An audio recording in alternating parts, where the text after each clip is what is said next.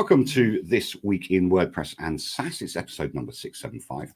We're pleased to welcome Katie Keith from Barn2 Plugins this afternoon, and it's great. So, Katie, if I can ask you just to give us a potted history of you and introduce yourself to the tribe. Right, well, I'm co-founder and director at Barn2 Plugins, which I run with my husband, Andy. We started the company back in 2009, and like many plugin companies, we started off as a web design business specializing in WordPress, and then in 2016 we transitioned to plugins and have never looked back. Brilliant. Jonathan, would you like to introduce yourself as the founder of this lovely podcast? Thank you, Andrew. And before I do that, I just want to say, tribe, that Stephen hasn't disappeared. Stephen, when Andrew won't be able to help me as my co-host or the lead, Stephen will be jumping in. So he hasn't totally disappeared. He's just busy trying to grow his own WordPress business, as we are. I'm the founder of WP-Tonic. We specialize in hosting and building membership and learning management systems on WordPress. Over to you, Andrew. Thank you. Right, we're going to take a little break for our major sponsor because without them, we couldn't do this as effectively. So we're going to go along and listen to something from Castos. And we're back. So Castos is a great special offer for us at the moment. It's lots of goodies. Go up to WP-Tonic.com/recommendations. You can see the offers from Castos and our other wonderful sponsors. Now then, Katie, let's get on to you. Let's ask you a couple of questions, if I can find them. They're here. Brilliant. So we discussed earlier that we're right in saying that you're kind of a digital nomad, but part digital nomad, part residential. So where are you speaking from now and why? Right, I'm speaking to you from travel, and we've worked really hard to build a business that allows us to do so. Although we can't be fully digital nomads because we have a school-age daughter who needs to be in one place for education. So what we've done is we are doing, at the moment, a trial year in Mallorca to see how that goes and then make a decision for the long term. Sounds brilliant. Is it by the coast or is it up in the mountains or wherever is it a town location? It looks lovely. It's a kind of sort of a resort. It's a few hundred meters from the coast. We can just see the sea from the terrace, and there's lots of palm trees and things outside. So it's in one of the coastal areas. Brilliant, brilliant. So like a lot of founders of successful WordPress plugins, because you are a founder, you and I met, or a successful founder, you and I met a couple of years ago, maybe 3 years ago in Berlin. You were sandwiched between the two Andys, your husband and myself, and Sean Barton, our good friend, was there as well. Mm-hmm. And at the time, so that's 2-3 years ago, you were still growing and you're still developing new plugins. It's Andy that does the development, is it? Or do you do development as well?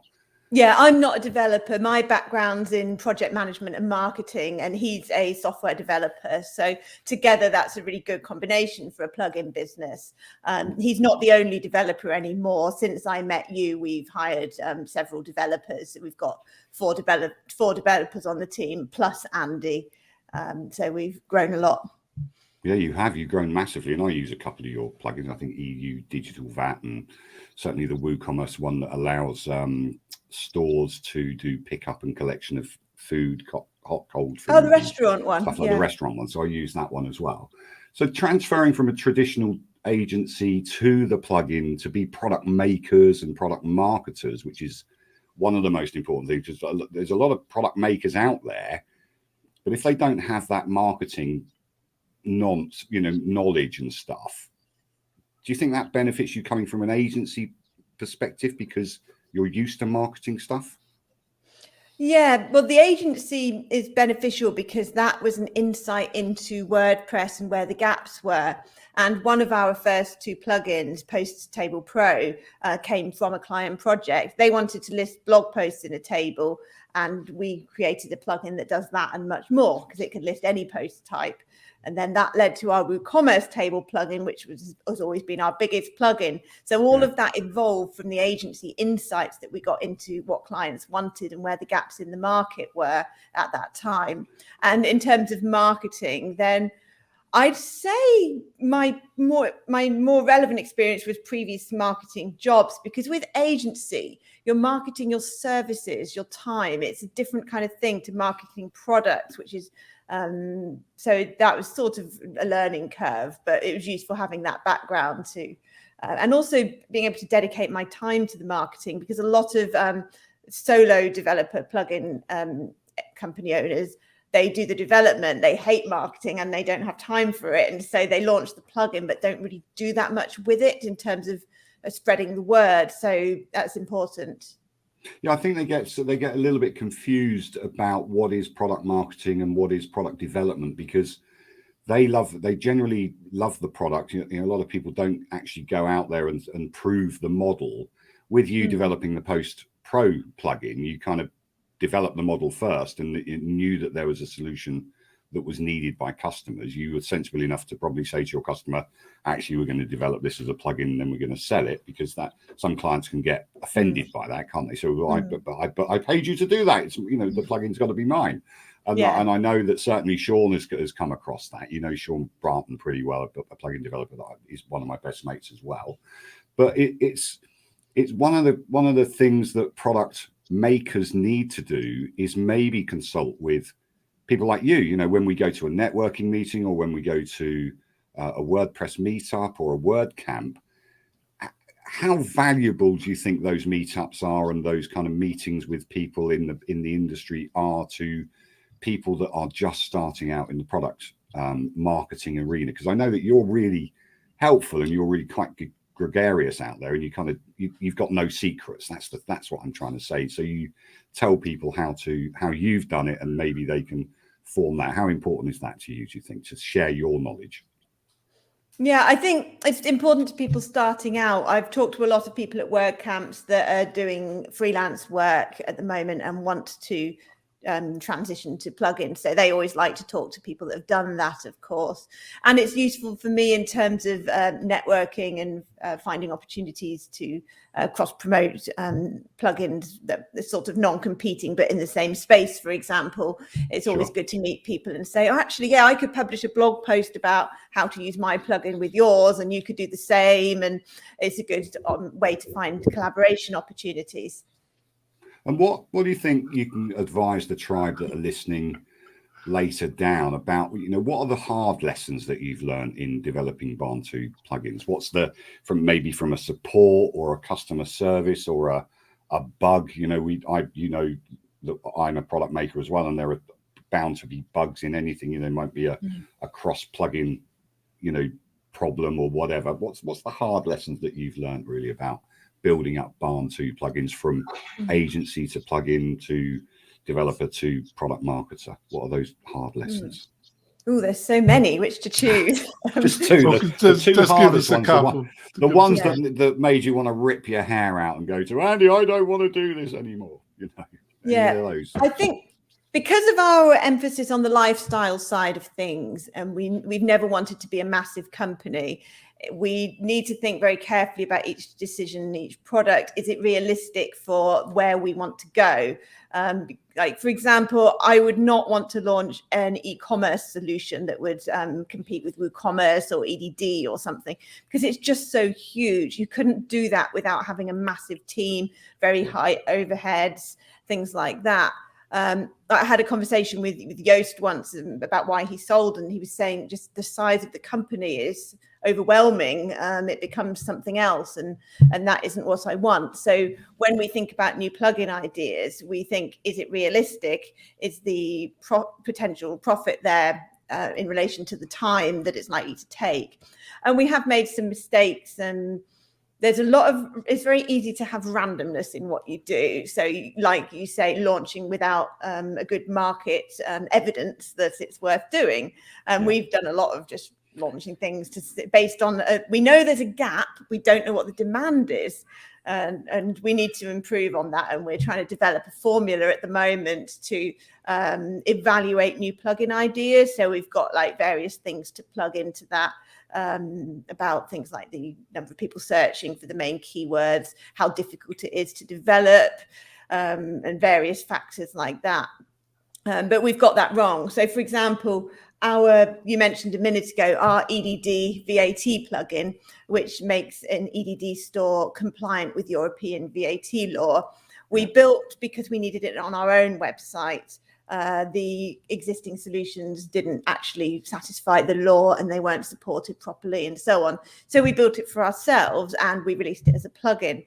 But because it's EDD and not WooCommerce, unfortunately, the market is a bit small for it to be as successful as our other plugins. So it does okay, and we keep it because it's on our site, so we need to keep maintaining it. But actually, it's not as profitable as some of our particularly WooCommerce plugins, which have just orders of magnitude higher sales. So it's interesting learning. We scratched our own itch, and you think that's a great thing, but actually it's not particularly, there's not a big enough market. So of the plugins, have any of the plugins, you know, I don't know which one of your plugins is the biggest seller, but has it turned out to be a surprise which one has ended up, or the top two, or has that gone the direction that you thought it would have gone? Yeah, both of our top twos were a surprise, actually. So until last year, our top one has always been WooCommerce product table, which takes your products and lists them in a kind of one-page order form so you can buy more quickly. And we never planned to build that. I mentioned one of our first plugins, Post Table Pro, which evolved from a client idea. They wanted to list blog posts. We created a plugin, Post Table Pro, which lists any post type. And suddenly we were getting loads of feature requests for WooCommerce functionality. Can I have WooCommerce add to cart buttons in my table because I'm listing products? Can I select variations? Can I have the price formatted correctly? So all WooCommerce stuff. So we realized at that point that this is a separate plugin that people are describing and there's a market for it. But we didn't come up with the idea. It was our customers from a non-related plugin. So that was interesting. And similarly, another offshoot of Post Table Pro is our Document Library Pro plugin, which we released a year or so ago, I think. And that, because the biggest use case of Post Table Pro, once we got rid of the WooCommerce people and gave them their own plugin, was document libraries. So people were creating a documents post type and listing it with our plugin. And of course, they wanted document specific features like download buttons, file type icons, all that kind of thing, easier ways to upload the documents. So that's now our other best selling plugin. And again, we didn't plan that. It was just evolved from a different plugin. So we sort of take the biggest use case and then create a new plugin. But there are similar plugins, but I'm going to stop there because we're at the halfway stage and we do need to visit our sponsors again. So we're just going to take a quick break to visit our lovely sponsors. We'll be back in a second. And we're back. So in the meantime, before I get Katie talking again, she's doing a great job. I want you to sign up for the WP-Tonic newsletter, which is wp-tonic.com/newsletter, where you'll find panel recommendations and a raft of comments from our very own podcast founder, Jonathan Denwood, on what's going on in the world and in the world of WordPress and tech. So, Katie, the next thing I want to ask you, because it's interesting to hear your perspective on how you don't want to grow too big, but actually, are you actually in control of that? I mean, it's basically so over the past couple of years, we've had COVID, traveling problems. You were based in Devon in the UK, I think, for a while, which is very close to my heart. I went to school in Oakhampton, so I know that place very well. How's business been over the COVID period, and how have you addressed any kind of growth or shrinkage within your own business? You tell me you've got four or five developers. I know that you're advertising for a content marketer at the moment with very generous salaries there as well on your careers page. So you're still looking to grow, but how are you going to control that growth if all of a sudden you get 100,000 buyers for a particular product? I mean, what do? Just put it into draft and say we're not selling any more of that because we can't cope and our knowledge base has got to grow and all that kind of stuff. How are you addressing those desires that you don't want to grow too big, but you want to be big enough to be able to support the crew that you've got and maybe employ a couple of other people. Well, I suppose that's a good problem to have, firstly, if that happens. But we've been very lucky through COVID. Obviously, everything went digital at that point, and so we are all in the right business compared to a lot of other industries where it's been horrendous for them. In particular, at the beginning of the pandemic in 2020, our product table plugin started selling loads more. It was already doing really well, but the sales went through the roof, and our revenue overall went up by something like a third as soon as the pandemic hit. And we discovered that was because people were using our product table to create a restaurant ordering system, because restaurants needed suddenly to close and start selling online because they weren't allowed to see the customers anymore.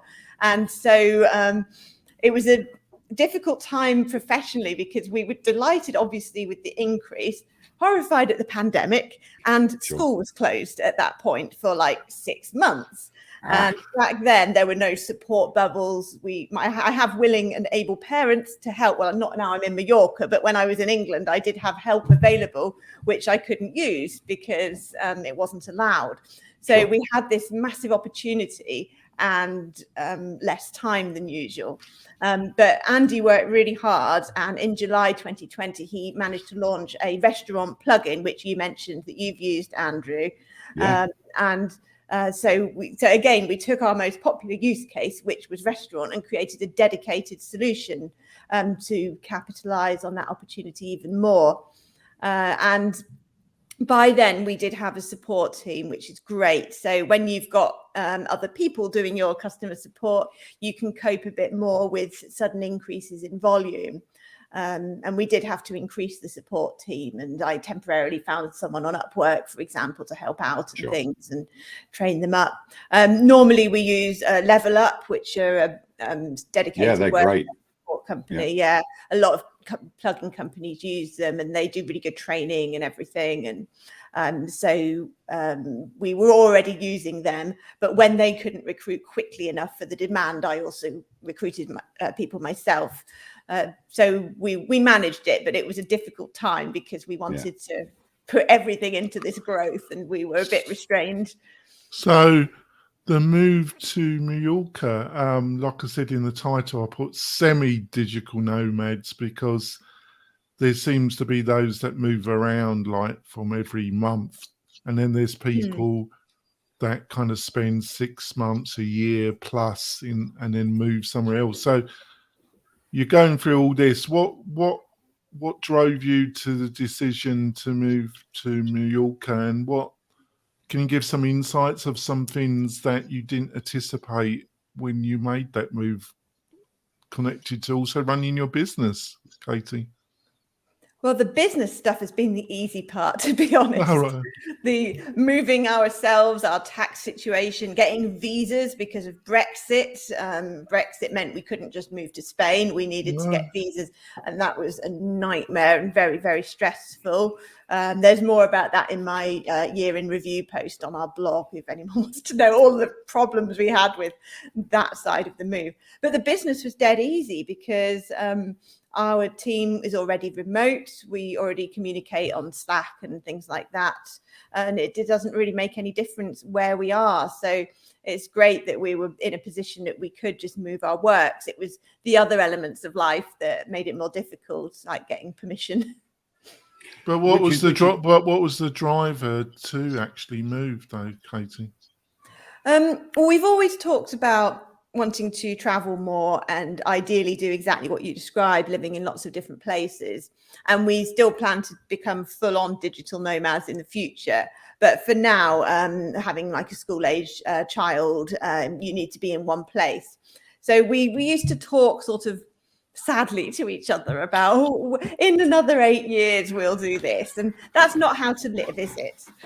It's not. It's definitely not. That's not the way. I've recently moved house and in the UK, and I moved 8 miles up the road, and it's a nightmare. You know, I've been in the new house for a month, just over a month, And I'm traveling to Germany at the end of this month, and then an extended trip to the US, all on business, I have to say. So it's tough knowing where you're going to be and what you're going to carry. No, I'm definitely going to be a digital nomad from the end of March for a whole month, and it's hard to do. And I did it last November as well, where I went to the States for 5 days and ended up staying 17. Because it's just, you see opportunities and you can go and see people and meet people and chat with them. But yours is more lifestyle oriented, I think, on the side that you and Andy want to actually see the world and want to explore the opportunities that a profitable business gives you, because you're actually getting the cash flow to be able to finance this kind of thing. And that's what a lot of freelancers who are running around in RVs and just traveling and making sure that they're happy where they can do their 4 or 5 hours of work, and then they can do their 8 hours of exploration, and they can sleep for however long they like. Now, on that note, I'm going to just finish the question that I started. How are you dealing with Gutenberg and WordPress and WooCommerce updating? Ironically, you're selling via EDD because it's an easier licensing system. I sell by EDD as well, or it's my preferred licensing system. But WooCommerce, they do the licensing system as well. But how are you dealing with Gutenberg? Are you focused on that, or is your stuff more or less shortcode driven, because WordPress is still WooCommerce is still in the classic editor, if you like. You can throw things in there. WooCommerce is not Gutenberg friendly currently, unless you're using something by Jamie Marsland, Poodle Press, who's got some Gutenberg blocks for WooCommerce. Are you going to be developing anything for Gutenberg or other page builders? How are you focused on that? Our heads are firmly in the sand at the moment. Most of our plugins use shortcodes, and like, for example, our table plugins, we're aware that it needs to be easier to create a table. Currently, you set them up on the settings page, and then you just add a shortcode and everything comes from the settings page. But if you want each table to be different, you have to use shortcode options, and not everybody is comfortable using not complex, but multiple parameters within a shortcode. Sure. So we know we need to create shortcode generators, but the market is so fragmented. We kind of hate Gutenberg. We don't even have it on our site. Hang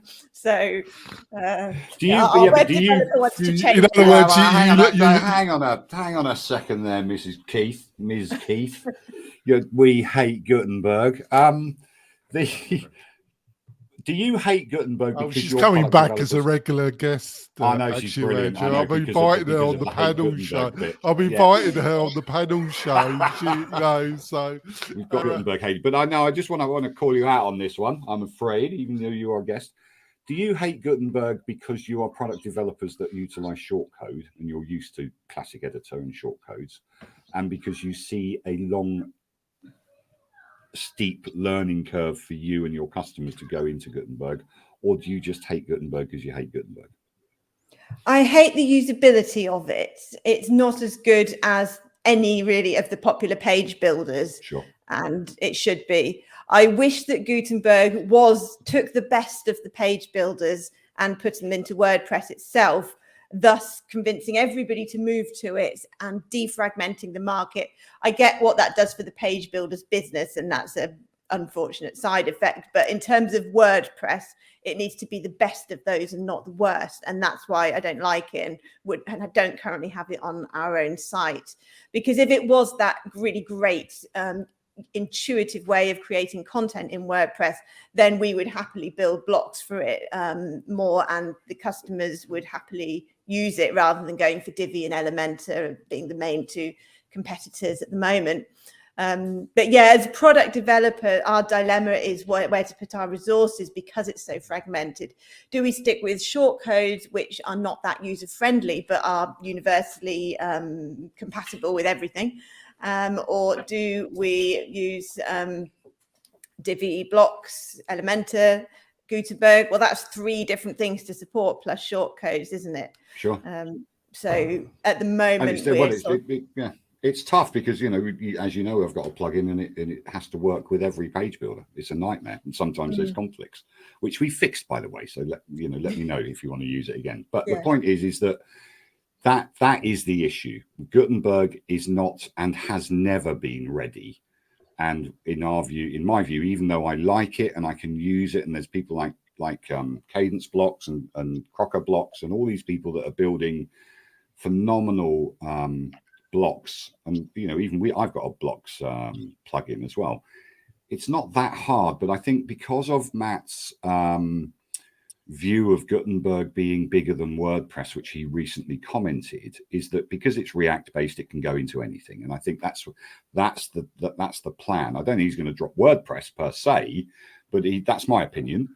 And it's an educated opinion, Jonathan. You can laugh as much as you like, but the whole point is that Gutenberg will be... I don't think Matt even knows what's going on in his own mind. Oh, I think he does. I think telling anybody else what's going on. He's quite aware. He's quite aware. Right, we're running short of time on the 30 minutes that we try and keep this to. And you've got a couple of minutes or a minute or so, Katie. You've been brilliant on answering these drive-by shooting questions. And so what do you see as some of the key opportunities in the WordPress ecosystem at the present moment, either for you or somebody that you know? I think there are lots of opportunities because there are still gaps in the market despite the number of companies. So if you're in there and you know what's going on, you might be building sites for clients, building products, you keep your ear to the ground, you can find opportunities and gaps still without any major competition. I think it's a really great business model because it's such a low barrier to entry. You don't need particular qualifications.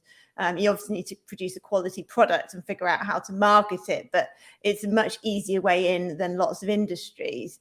And so there's an opportunity to build a successful company for yourself, which will keep you going as well as your team. Or some people build with acquisition in mind. And obviously that's huge at the moment as well for people wanting to go in that direction. So there are definitely opportunities to build a successful business and then take it where you want. Sure. And have you ever thought about building this to sell it? Barn 2? Not in the short or medium. Have you got an exit plan? You haven't got an exit plan then? Well, I would be lost without it, to be honest. So at the moment, I've got my daughter in school for the next 8 years. I can't go traveling the world, but even when I am, I probably would still want to work. So at the moment, I can't see wanting to exit. And obviously some people exit and then build another company, but I kind of feel like I've done that now. So I'm not that interested in starting again. I'd rather see how big I can take what I've already done. So I'm not saying never, but I'm not in the foreseeable future looking at that either. Brilliant. So we're at the end of this particular presentation, this podcast with you, Katie Keith, and myself, Andrew Palmer, and Jonathan Denwood. If you are interested as the tribe listening now, and speaking to the tribe, of getting some extra content, Katie's agreed to stay on with us and we can ask her random questions because we've run out of the ones we had. You can go to our YouTube channel. So just WP-Tonic YouTube. So sign up, subscribe, and click the like button if you like. So, Jonathan, have you got any extra questions for Katie? I've got a few in my head, but you need to wrap up the podcast and ask Katie how people, and then we'll close the podcast and we'll go on to the. He's always educating me, this man. He's just always educating me on how to run a podcast. One day I'll learn. So, what I want you to do, tribe, is sign up to our newsletter. So I've already done that, and So I've forgotten what I'm going to do. Yeah, I've said we'll wrap up the podcast. It's all over. I've said about the YouTube channel. Go to wptonic.com/newsletter and or recommendations and find out all about WP Tonic podcast. Thanks for listening. Right, that's that done. Thank God for that. I'm rubbish. No, you did great. Just the last bit, but you did. Yeah, fantastic. I know. That's. I used to have people say to me, "You're all right at the beginning. The middle's a bit dodgy, but the end is terrible." I'm not going there, actually, Andrew. I'm not touching that bit. Not touching that comment. No, so, Jonathan, really. You've got some extra. Yeah, sure, Katie. Quality questions. So the move, obviously, the business side, because you set the business model as it was. It's been the kind of personal side and dealing with the bureaucracy of moving. Can you give a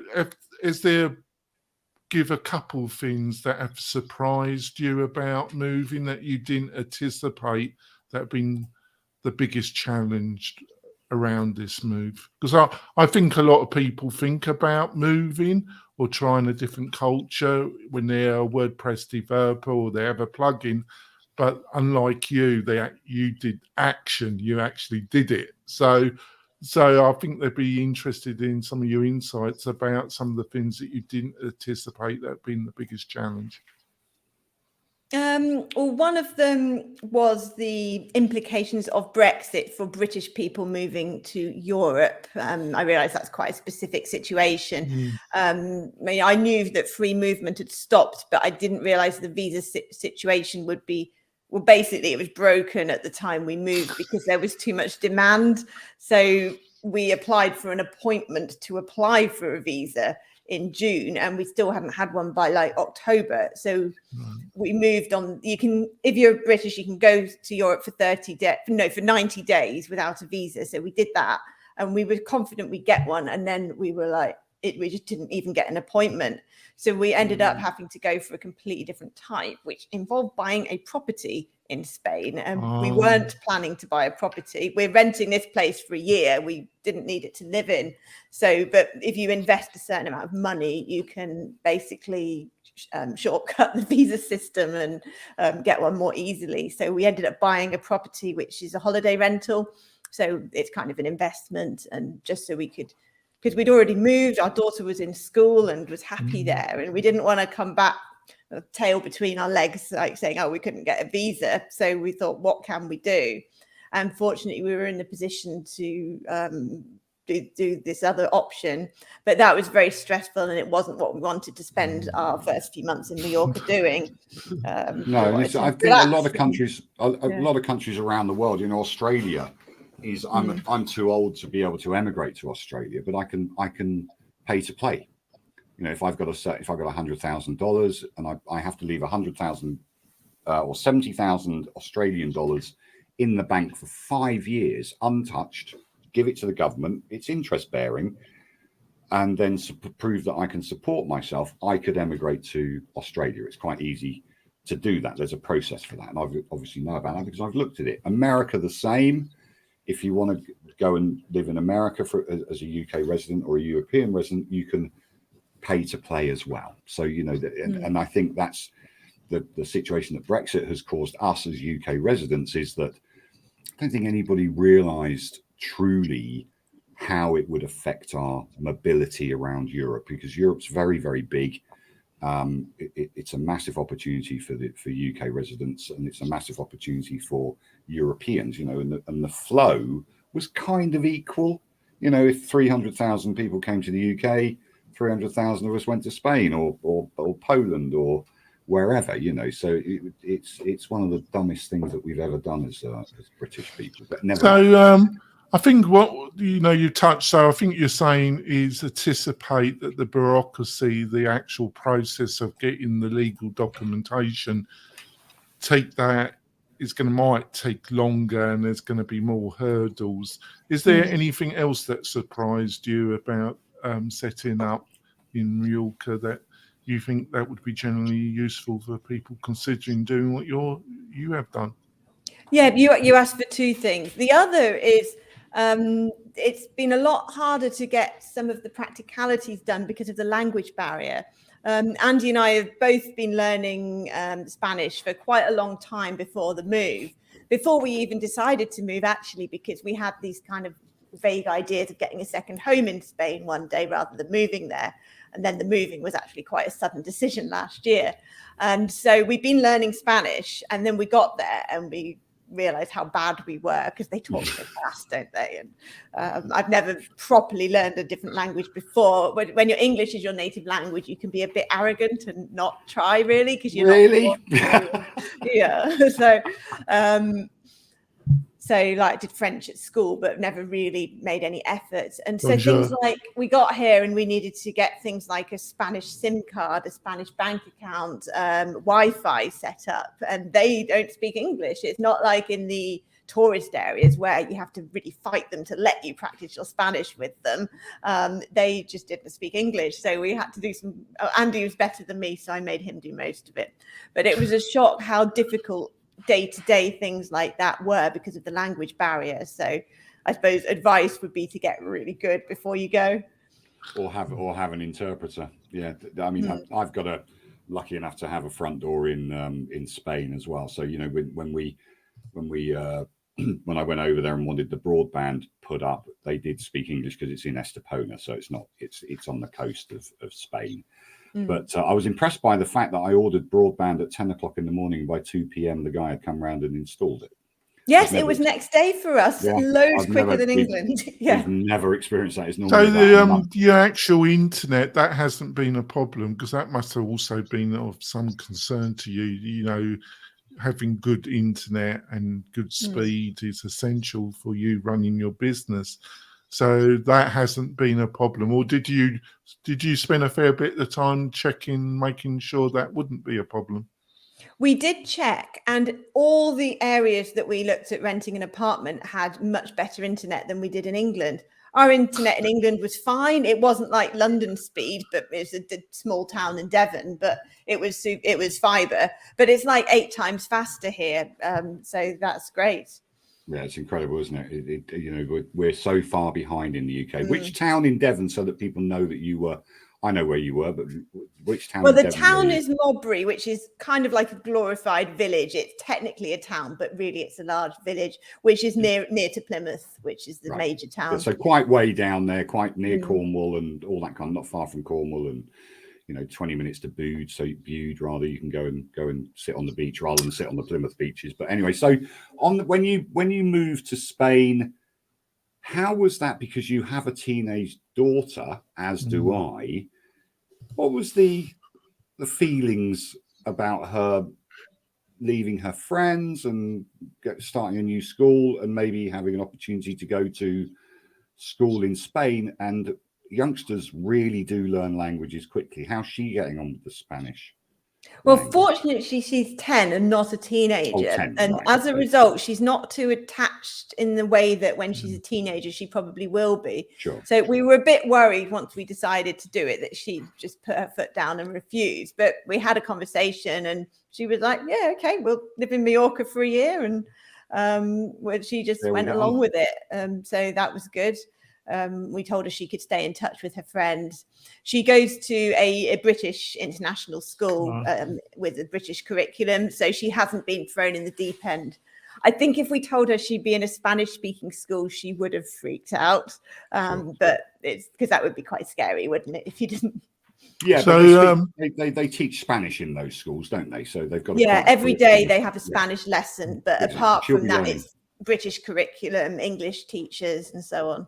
So why Mallorca, and did you look at other possible locations to move to, or was it always Mallorca?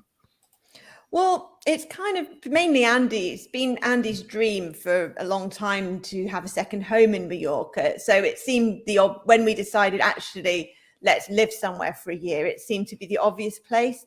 And it also has a really good selection of international schools compared to pretty much anywhere. So it seemed very obvious. Unfortunately, it's a ridiculously expensive place to live, particularly where the international schools are. And we've only committed for a year, but to make that decision longer term is an expensive decision. So we perhaps maybe should have thought longer term if we're going to stay here for the whole of secondary school. So finding a place to live, how hard, renting and finding a suitable accommodation, was that extremely difficult, or how did that go? Did you have to spend more time finding the place that you were happy with? It's kind of fun. That's quite a nice thing, looking at nice properties near the sea. We were shocked by the rental prices, but you kind of get used to the idea over time. And we're renting out our England house on Airbnb for the year, so that's partially paying for our rent. So it's not completely money we have to find for the rent. So we came over a month or two before we were going to move, and viewed some properties. Of course, everything's online now, and you can do virtual tours and things, and then arrange where you want to view. So that was okay. Yeah, I mean, I'm renting now, and I moved into. I actually didn't physically see this house, but I just said, yeah, I'll have it, because the rental situation in the UK is dire. You know, as soon as you see a place, there's nothing available. No, there's literally. I visited 11 places, said yes, I'll have them all, and I didn't get any of them. So when this one came back on the property, back on the market, because 2 guys failed, and I said to the estate agent, see, I wouldn't have failed, but I said I'll have it, and I hadn't even seen it. So the first time I saw it was when they did the inventory. On that note, on the property side, did you ever think about doing like a home swap for a year? Friends of mine have done that in New Zealand, for instance. They live in Devon. So the New Zealanders came over to Devon for a year, and they've gone over to New Zealand for a year. They not this last 3 years, they did it 5 years ago or whatever it was. Did you look at the home swap opportunities? Because that actually is almost a no cost option, because you still have to pay your bills on your home that you live in, but other people are living in it. But the home that you live in, you don't have to pay for, basically. Did you? Yeah, we've done a huge amount of house swapping in the past for holidays. Sure. We've done like 11 or something, maybe 5 years ago. We went through a phase of doing lots. And I never managed to find anybody in Mallorca, and I did try, who wanted to come to England. Why would you? Yeah, so it was easy to get somewhere in northern France with the quick ferry access and things. We did lots of Northern Europe and England swaps, but I never got even any reply from somewhere like Mallorca or Tenerife, where we might have gone on a more sunny holiday. So, but I must admit, it didn't even cross my mind to see if anyone wanted to do it for a year. There you go. So maybe So to wrap up, Katie, are you going to Porto, WordCamp Europe this year? Yeah, we'll be there, and I think 3 of our developers are going as well. Yeah. Well, I'm going. Cool. I booked my flight, and Excellent. Andrew won't speak to me, so even though I'll be there, he'll probably not Listen, want to. you know, there is a rumor that there will be a little invite out to a little event that I'm arranging with someone else and joint sponsoring it. So I definitely want you to come to a restaurant for a drink. So That's we'll very be nice having to you, a Andrew. nice And drink. You're all invited. And Katie's always welcome to come on all the podcasts after her comments about Gutenberg. So she's always welcome. But you challenged me on that. I love you, Katie. You ask a direct question, you get a direct answer. I like to challenge people in these podcasts. Otherwise, what's the point? So now we're going to wind this up. We're going to wrap this up. It's been brilliant actually to see you, and I do. You know, it's a shame that we haven't seen each other in the physical. I see Andy wandering up and down the steps and loving not being on this podcast. Just let us know where you are. You know, let the tribe know exactly where you are, where they can find you, and tell us all your contact details so that we can actually help you grow your business a bit quicker, or a bit more rather than quicker. Yeah, the main place is our website, barn2.com. So that's barn and then the number 2.com. And that has links to all our social and everything on it, and what our plugins are, and more about the team as well. Brilliant. Thanks so much for coming and letting us know that you've grown. You don't want to grow too much, but you're doing a great job, and I love what you're doing. Brilliant. Thanks so much. Okay, well, thanks for having me. You're welcome. All right.